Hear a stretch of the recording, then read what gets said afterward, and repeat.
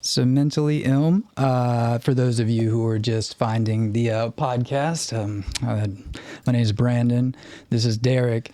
And I've done many, many podcasts in the past, but I have only hit record on 3 of them.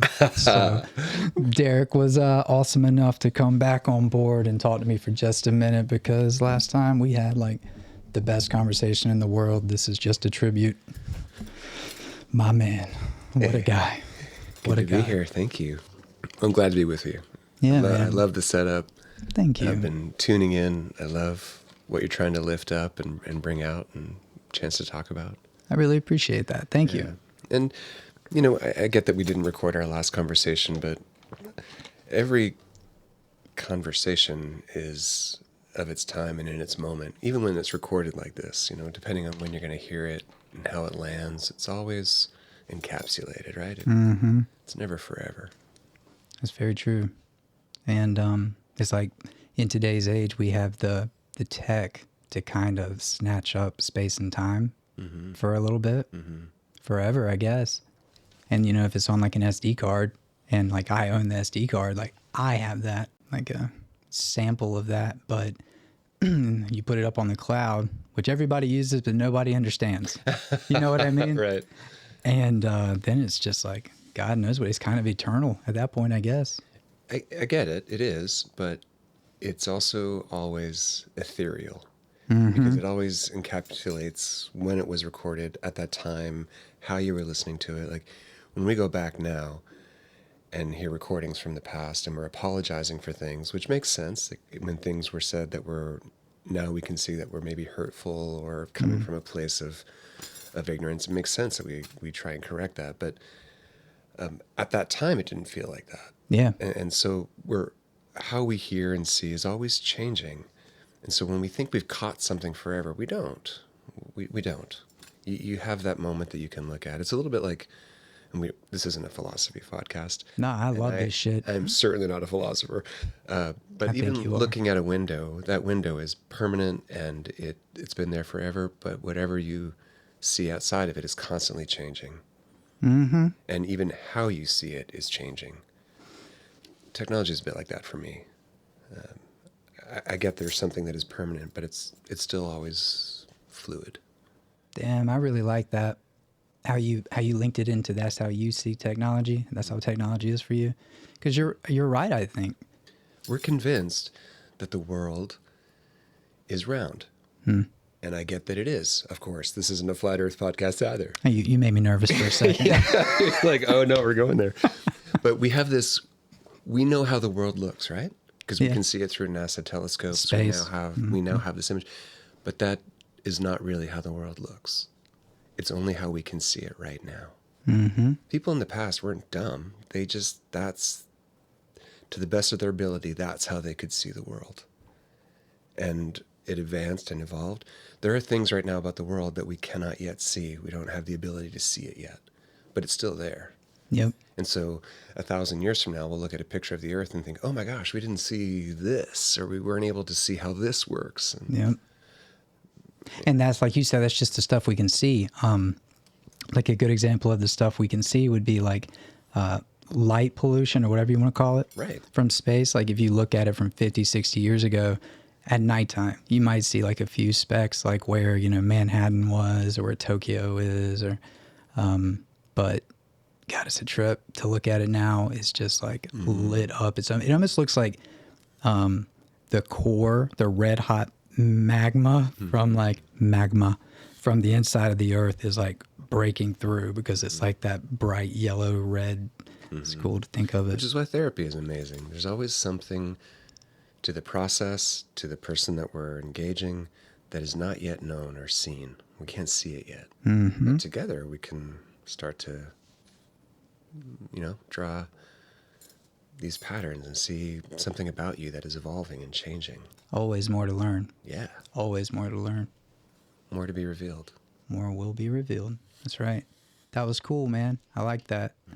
You made me think of something else too. Oh, in regards to the things that we can't see. I can't even remember why, but me and my stepdaughter were talking. My daughter, excuse me. If I call her stepdaughter, she gets ill.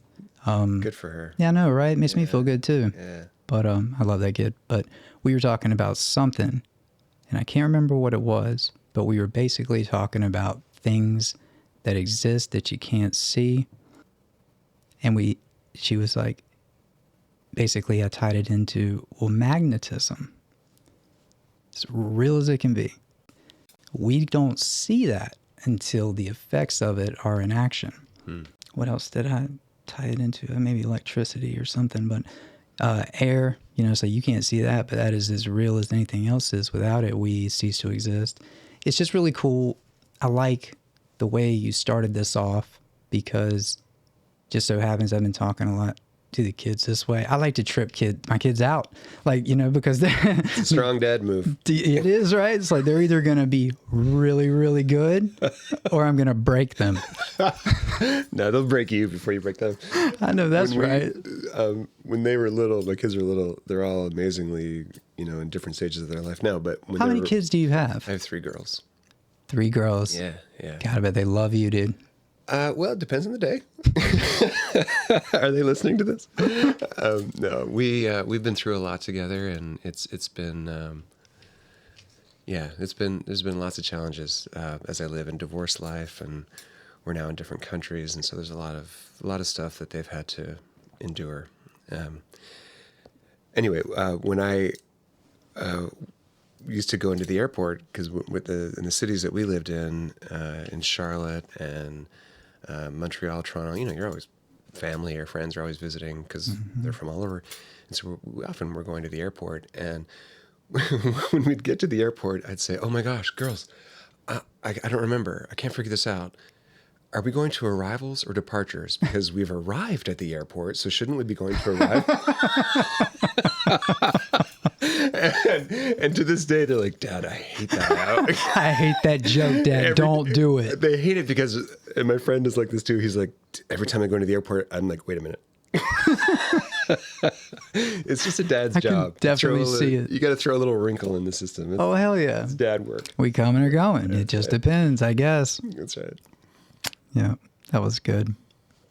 So last time we were here, the time I didn't record it. Yeah. You were talking about one of your passions, hobbies, which is the outrigger canoeing. Yes. Yeah. I couldn't remember the exact. I'm gonna jump into that. Yeah, please. I thought that was righteous. Did you? Yeah. Yeah. Well, you're the surfer guy. It's connected. Yeah. Of course. It's pure, if I can use that word. Yeah. It's been around forever. That's the part I like. Yeah. The part about, coming from the natives of Hawaii and all the terminology you use. Ama.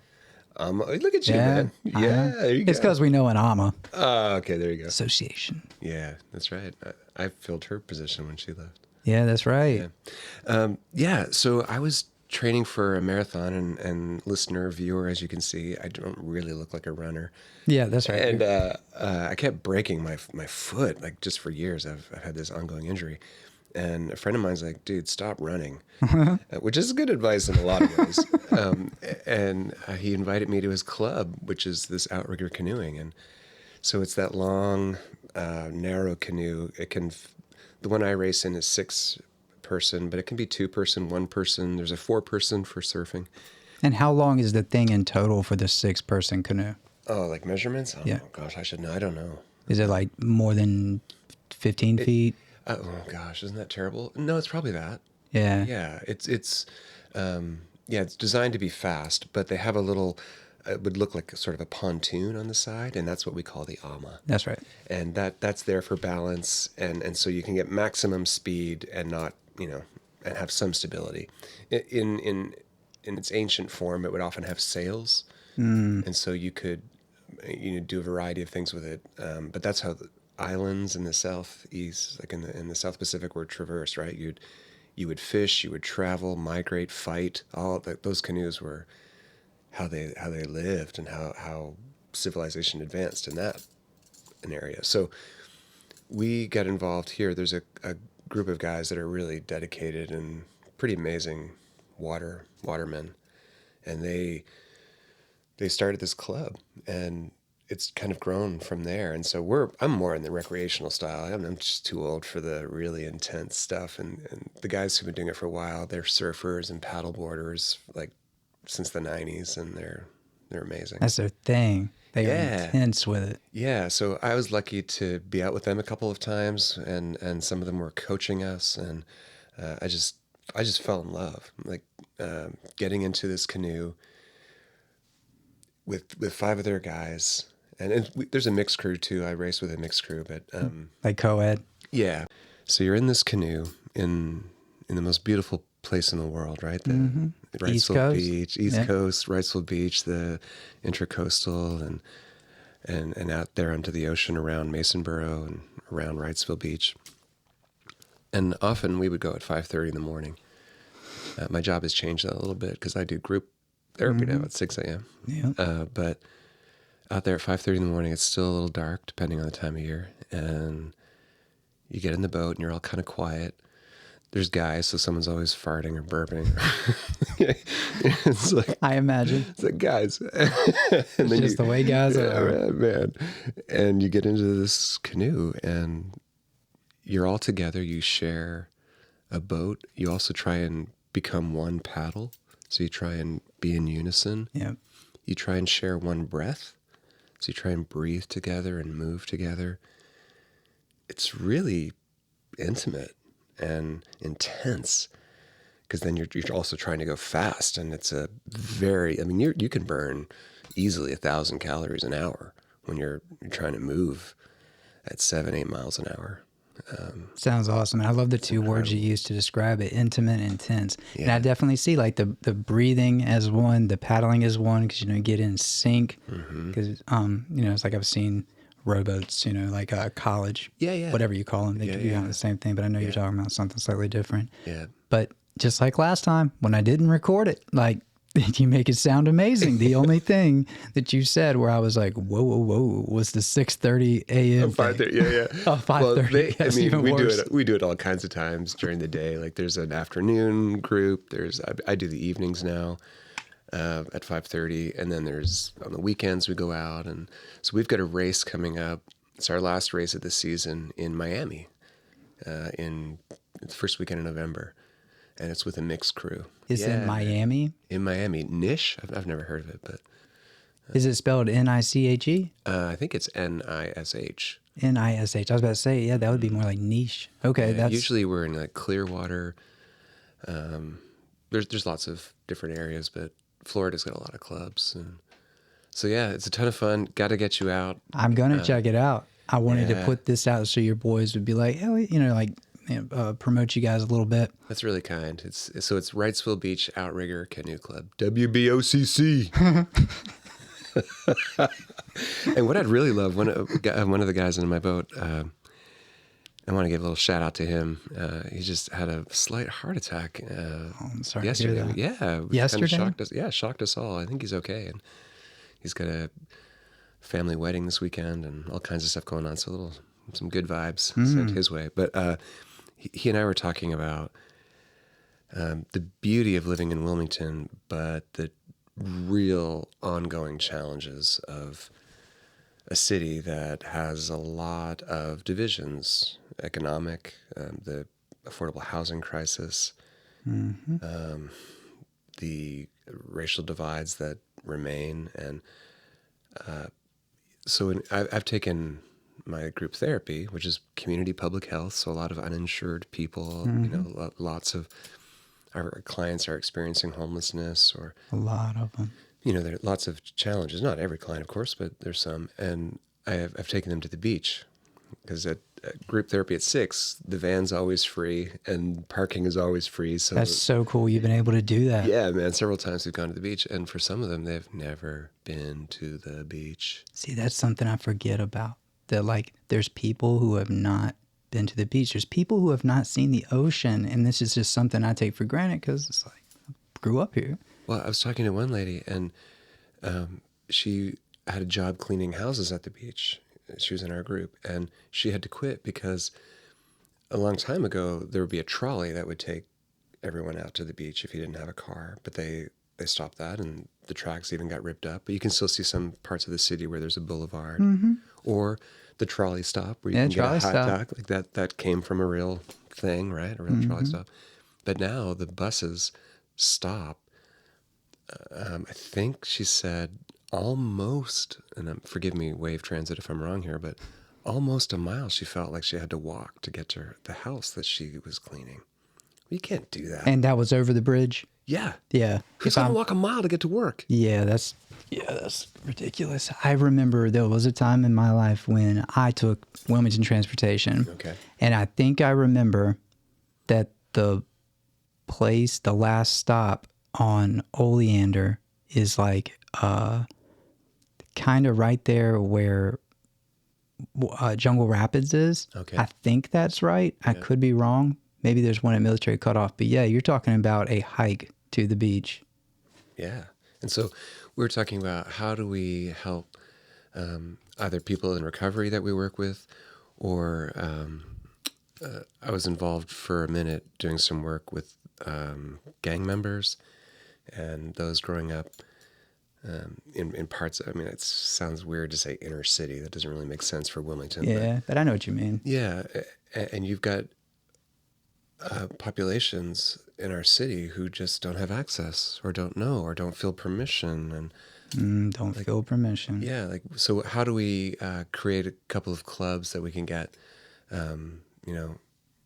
people in the city out into these boats, into the waterway, because it's healing. You know this, man. I was about to say, talk about a spiritual experience with the person you were talking about who never seen the beach. Yes, it is. It's so healing. It's so important. So we were standing on the beach one morning, and it was one of those great mornings, early morning, and all of a sudden you can see dolphins out in the ocean. I'm so glad they got to see that. Yeah, and it's even more powerful when you're out in a boat and they're around you, and turtles and herons and pelicans, and I mean, it's a gorgeous, it's amazing, beautiful place. And I was going to ask you, when you were talking about being out there on the boat with the guys at 5:30, I was like, I bet you see lots of wildlife that time in the morning. We do. Yeah. And we don't have an engine, obviously, so it's a quiet... Still.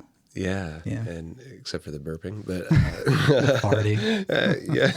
So, you can really experience the city in a different way. Because it does feel like a part of the city. I feel like this is where I live. Yeah. And part of that is this waterway and this ocean. And so there's a word that we use a lot. It's a Hawaiian word. It's called imua. Imua. Imua. And I think it translates into forward, fast. We say it meaning, keep your head up, your chest up, and move ahead, go forward. I like that. It's a powerful word. It sounds like that. Imua. Yeah, yeah, like get it. Yeah. Yeah. So it's my word for you as you open this podcast with your news. That's one of my wishes for you, brother, is just imua. Tell you what. Fast, forward, strong, head up. My man. You are an easy person to like, Derek. You are.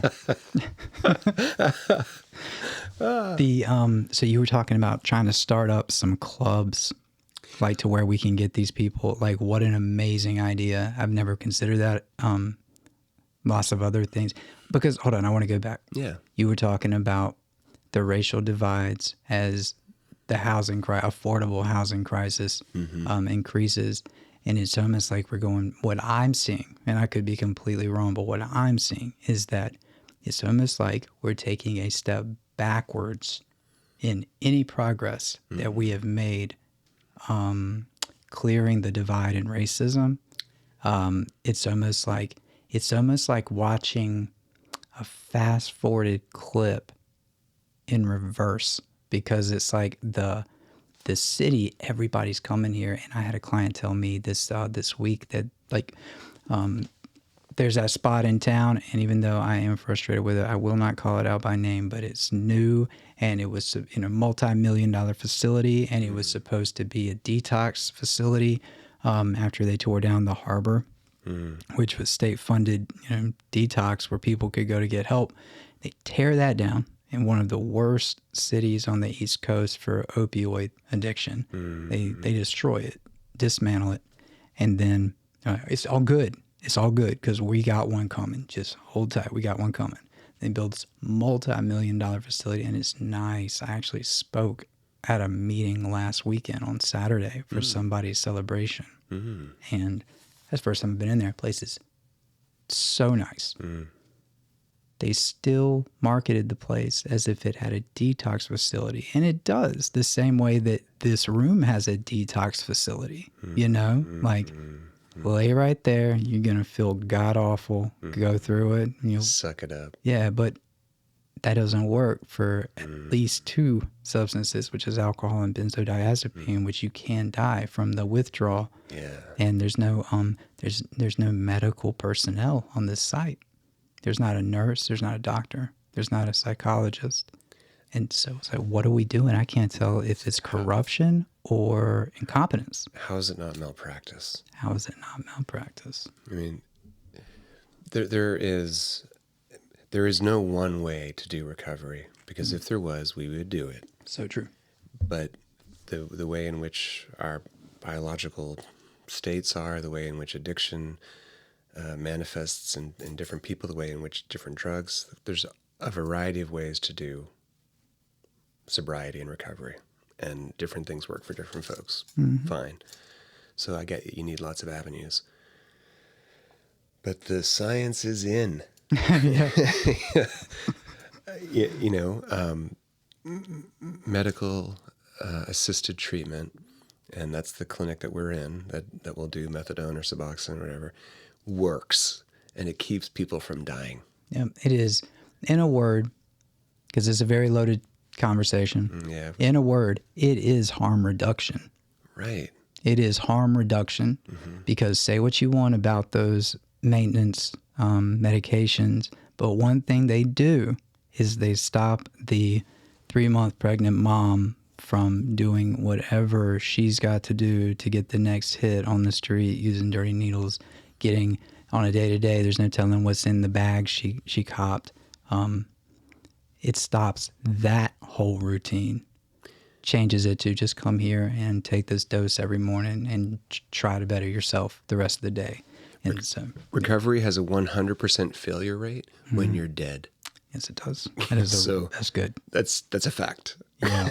So Damn right. I'm proud to be a part of something that Me is, too. I get it's imperfect, but saving a life is the priority. And Absolutely, so let's man. get on with it. Yep. It's just with, because I'm so scatterbrained. The harbor that they tore down was maintenance and those medical staff, and they cared. It was a true detox facility. They pour all this money into getting this place that there's no medical. If there is somebody that is detoxing bad enough to be seizing out at the place we were talking about, the new place, they do what you and I could do right here. They call the hospital. Call 911 or... I mean, that's infuriating. But what I started to say was that a client told me last week that because of that place, that establishment, there's lots of people elsewhere. There's always been lots of people coming here, but there's lots of people needing that type of service, almost flocking here to go to this place. And then they get there and they realize, oh, this isn't what I thought it was. And some people like spend the piggy bank to get the bus pass to get to one. And so then there's nowhere to go. They're still using the homelessness. That whole thing continues. And I know you've heard they shut down Tent City, or they're shutting it down. I've heard that. Yeah. I've heard a lot of things. I mean, I've heard that there's tuberculosis spreading through. Yeah, I heard that too. I just don't know, but yeah. What I do know is that it's harder to find a place to lay your head. Yeah. And it's like, God, man, I don't know what the answer is. I just know that this ain't it. Right. We got to do better than this. But yeah. I'm jumping. Yeah, that's how we talk. Okay. That's how we do this. The last time we talked about, in recovery, in the work that I get to do, I'm often asked by clients, "Are you in recovery?" And I know what they mean. They want to know what I know and what I've lived through, and can they trust me? Can they respect what they've been through? And so I can say things like, well, I think we're all in recovery, because I do think we are. And you're right in that statement. We're all trying to get over something, get through something, learn how to live life on life's terms. Heal from something. It's all of us. We're all trying not to go crazy. In a crazy world. Right. In a crazy world. But I don't mean to be disrespectful in that I don't know what recovery is like firsthand from a substance. From a substance. Yeah. I got you. I've watched people that I dearly love deal with it and fail and succeed. And so I wouldn't... Is that a dog? Killing me. Yeah. Laura. I wouldn't say that I'm not far removed from it. But however, when I try and relate to it, it is through my own experience of ADHD. Mm-hmm. And when one of my daughters was diagnosed in 3rd grade, the doctor at the time looked at me and tears were just pouring down my face because I thought, oh my gosh. I was sad for my daughter and also relieved a little bit as she was trying to figure things out, and then realizing this is my story too. I've had this painful experience my whole life of, all the things that you hear people with ADHD saying. Oh, I'm lazy, I'm stupid, there's something, what's wrong with me, and I always felt like I missed the memo. It feels like a failure in progress.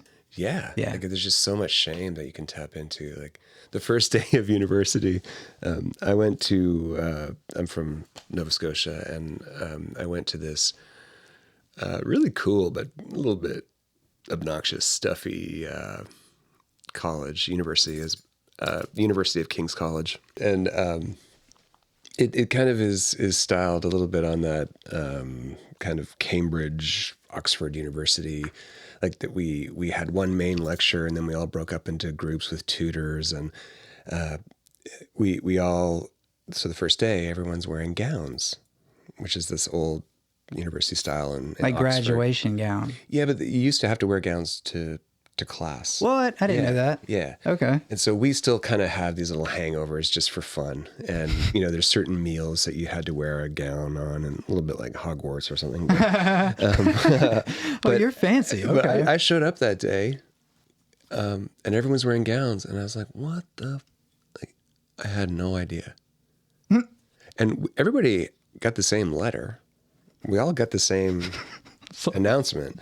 But in my ADHD world, like, gone. Like, I had no friggin' clue what we're talking about. And so that really was the metaphor of my life. Like, I always just felt like I'm showing up somewhere and I'm not dressed right because everybody else knows what's going on and I don't. I like how you laid that out. It's like that's the point you can look back on and be like, oh, this is like that and this is like that. Yeah. Okay. And so it took a long time. And even now, I mean, I'm 50 years old and I'm still learning how to respect ADHD and its role in my life. Mm-hmm. And my reluctance to medicate and my reluctance to even talk about it, which is why I'm talking about it now, because I still felt like there was something wrong with me, that I was using it as an excuse. Mm-hmm.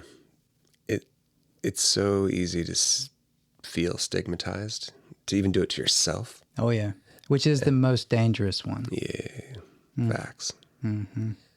And you would never, I'm wearing glasses. You would never say to me, really? You really need glasses, dude? Why don't you just take those glasses off and just try harder? Yeah. Just squint more. Just focus, bro. Just focus, man. Like, just squint more. Or you really need insulin? Come on, yeah, man. That's what I was thinking. I was like, just tell the pancreas to get up just off its ass. Up. Yeah, come on. Secrete. Secrete, bro. That's so good. We need a tag. Secrete, man. Just secrete. I will. I'll do it. And yet we would never say those things, and yet we say them all the time to people experiencing mentally ill crises and addictions and ADHD and all that kind of stuff. Like, why would we do that to each other? Why indeed? It's and a lot of people are brought up with that competitive drive. Mm-hmm. I'm better than you. Competition can be it's a very good thing to push, like yourself and others, to be better. But whenever like the leader of said competition casts a shadow, and like the attitude and stuff that gets directed at those in the shadow, it can be very painful. Well, I don't know how much time you need, but and I started talking about this boat race that I do, this canoe racing. Racing is fun. You know, how fast can you go? Measuring yourself against other boats, like, you know, I get it. It's fun. But ultimately, the sport, for me, is about the teamwork and the way in which we're trying to move as one. Yep. Trying to get 6 people in one fluid motion, which is really hard to do. Yeah, I bet. You can't go faster than the other people in your boat.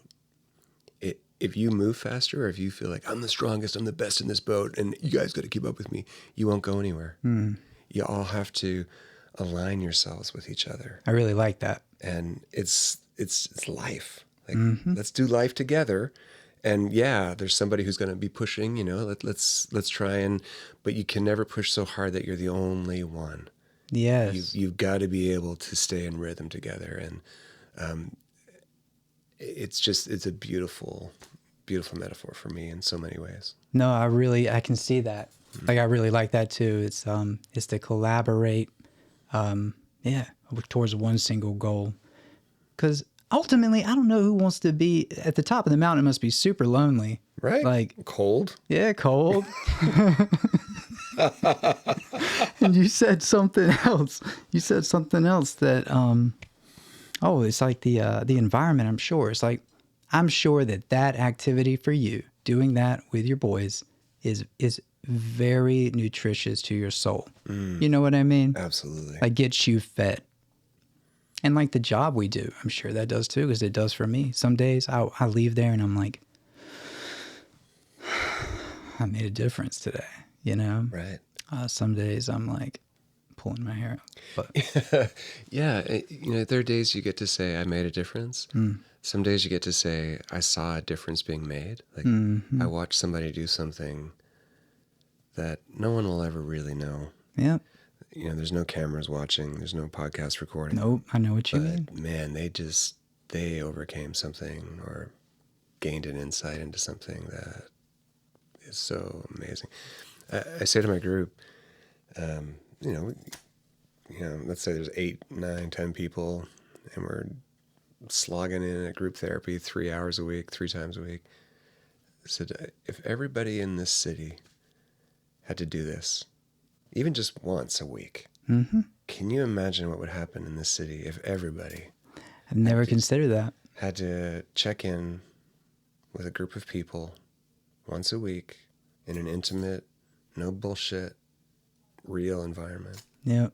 This would be an incredible, messy, beautiful place. Yeah, what an awesome, I love that idea. And I've never considered that, and you're absolutely right. If you had everybody in this city, all cities all over the world, like go in to sit down with 6 to 8 other people and have those people look at you and be like, how are you? Yeah. Like, and why are you doing that? Yeah. And what's that doing for you? And how do you want to live? And what's the truth today? Yeah. Oh my gosh. Especially after COVID, because the wave is coming. We see it. Not everybody else does yet. It's going to be a mess, man. It's going to take a lot of cleaning up. But anyway.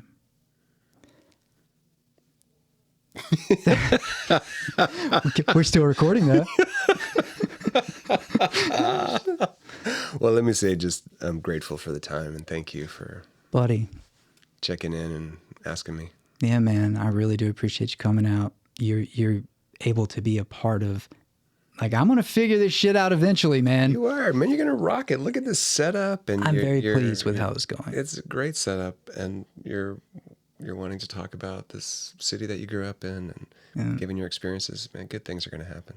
Thank you. And I just, really appreciate you. I'll never forget the episode that never was and how Derek came back down, and what a great guy. Well. But nah, man, thank you. Imua. Himua.